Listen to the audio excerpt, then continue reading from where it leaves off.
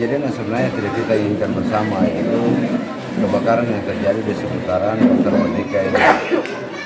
Sejak pukul 4.30 pagi hari, dini hari ya, sampai dengan saat ini kondisi apinya sudah tertangani, sudah tidak lagi menjadi ancaman. Karena itu pemerintah kota sementara berupaya untuk segera melakukan tanggap darurat terhadap korban yang terdampak peristiwa kebakaran ini. Kita tentu berharap bahwa dengan penanganan cepat seluruh masyarakat yang terdampak ini dapat tertangani secara baik, baik untuk tempat tinggalnya, untuk kesehatannya, untuk makanannya dan sebagainya. Ya seperti itu. Kira-kira jumlah rumah berapa nih yang terbakar? Kita masih mendata. Kita masih mendata, karena dari data itulah yang akan menjadi dasar kita untuk melakukan langkah-langkah penanganan selanjutnya. Tapi yang pasti pemerintah segera menetapkan tanggap darurat terhadap peristiwa kebakaran ini. Pak, ada korban jiwa?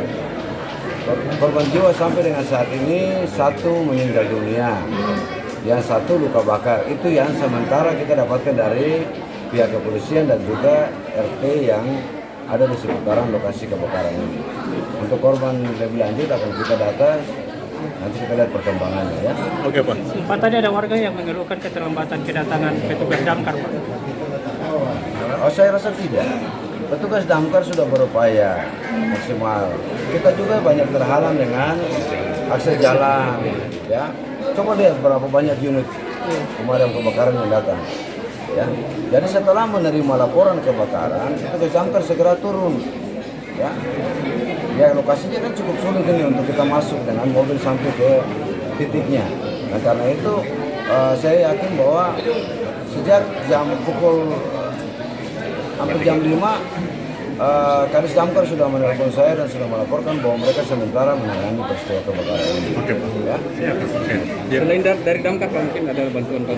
Semua OPD terkait ikut serta, bahkan pihak kepolisian, ya, yang lain pun semua ikut membantu dalam proses ini. Tapi yang pasti bahwa kami mengharapkan seluruh upaya untuk membantu ini terkoordinir secara baik, supaya dalam penanganannya seluruh masyarakat yang terdampak ini merasakan keadilan dan sebagainya. Terima kasih sudah nonton. Jangan lupa like, subscribe, dan share ya.